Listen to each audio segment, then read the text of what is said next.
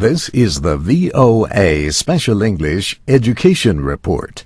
An international conference took place this week in Dakar, Senegal, to find new ways to get and keep girls in school. The United Nations Children's Fund says nearly 72 million children were not in school in 2007. More than half are girls, and more than two-thirds are in sub-Saharan Africa, South Asia, and West Asia.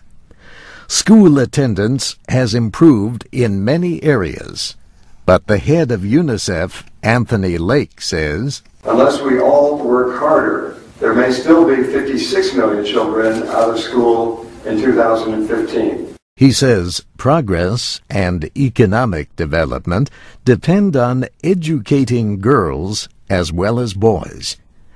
Educated girls are also at lower risk of violence, abuse, and diseases like HIV/AIDS. The UN Girls Education Initiative organized the meeting of 200 scholars, aid workers, and government officials from 22 countries.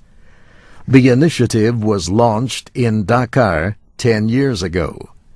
The aim is to bring primary school education to all girls and boys worldwide by 2015. In Senegal, the number of public schools has doubled in the last 10 years.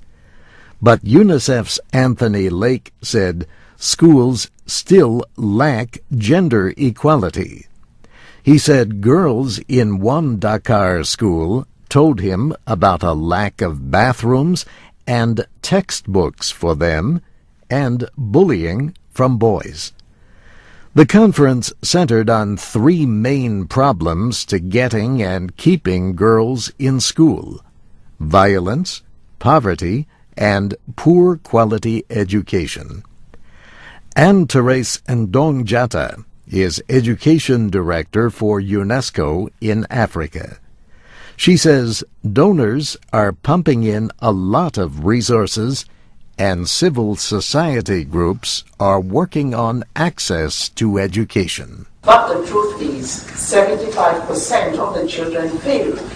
The UNESCO official says schools need to modernize and improve what they teach and how they teach it. For example, she says, schools should teach African children in their native languages, not simply in English or French. To stay in school, experts say children must consider their education useful, and so must their parents. May Rihani from the Global Advisory Committee of the UN Girls Initiative gave an example from a life skills program in Mali. One lesson is about diarrhea. The idea is for children to go tell their mother what they learned. May Rihani says the mother would recognize that this education is important to her and to her family, and would want the child to continue to go to school.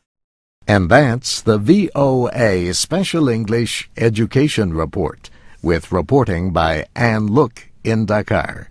I'm Steve Ember.